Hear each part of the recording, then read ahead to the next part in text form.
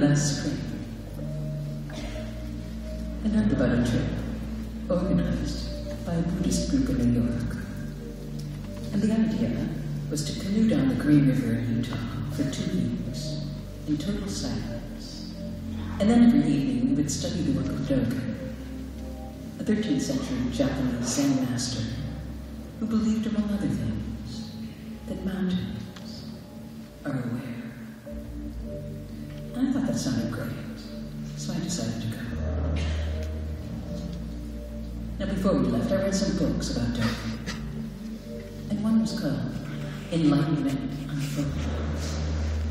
And in this book, he tells several stories that are hundreds of years old. And one was about a meeting of a teacher who came from India to visit an emperor in China, Emperor Wu. And so the two meet. And the emperor says, you know, I've done so many things. Built temples, copied sutras, and supported the monks. And I'd like to know what all of this is worth. And the teacher said, there is no worth. And the emperor said, so why is that? And the teacher said, these things are not real, but shadows. So what is worth? Said the emperor. And the teacher said, worth is empty and is not in things. And the emperor said, what have you come to teach? And the teacher said, emptiness.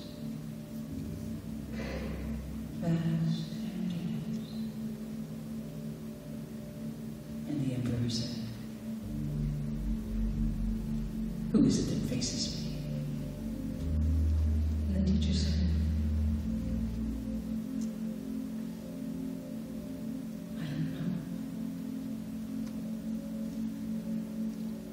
now, I really admire people who have no idea who they are, or even that they are anyone at all.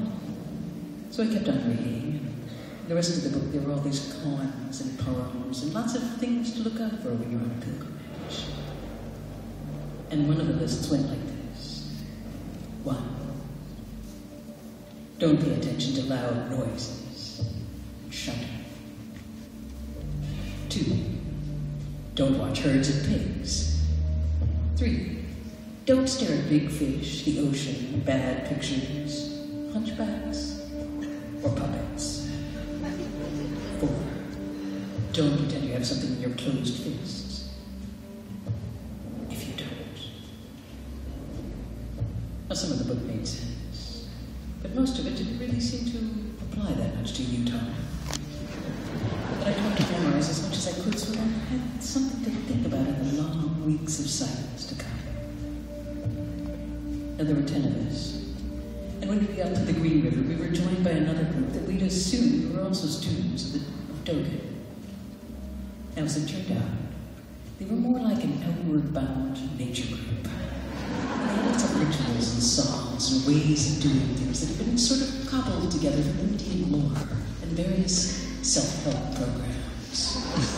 And we quickly realized that from here on out, the trip was going to have very little to do with would start each morning greeting the dawn with a piercing, wordless, atonal song. And every evening there was a ritual called a wooden spoon, which was you all sit around a campfire and you pass a spoon around and then you talk into it like a microphone, telling stories about your life, which was probably the ritual we hated the most. Now, one of the reasons we'd gone on the trip was to escape stories, our own stories and other people's stories.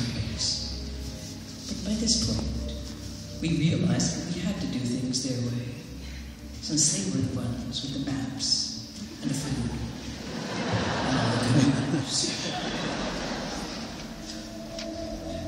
But our group was always making mistakes, like stepping on a certain rare moss, or shitting too near the campsite, or spilling dishwater near the river, and every time we did something like that, they would just jump up and down and start screaming, "We don't want to be nature Nazis, but you're spoiling the river, you're poisoning nature, you're poisoning." And the camp cook would just take her shirt off and just throw herself on the ground and start pounding on it and yelling things about Mother Earth. Now, we never really talked about why we didn't assert ourselves. Maybe it had something to do with a Buddhist approach of, going with the flow. But every day, it got worse. We talked constantly. And I heard them whispering together, sometimes about being survivors.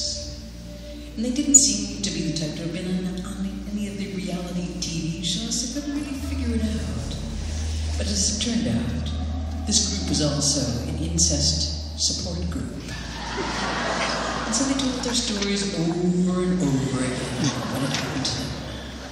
And then one night during the wooden spoon, two of them said that they were dying and that they only had a few months left to live. But by this time,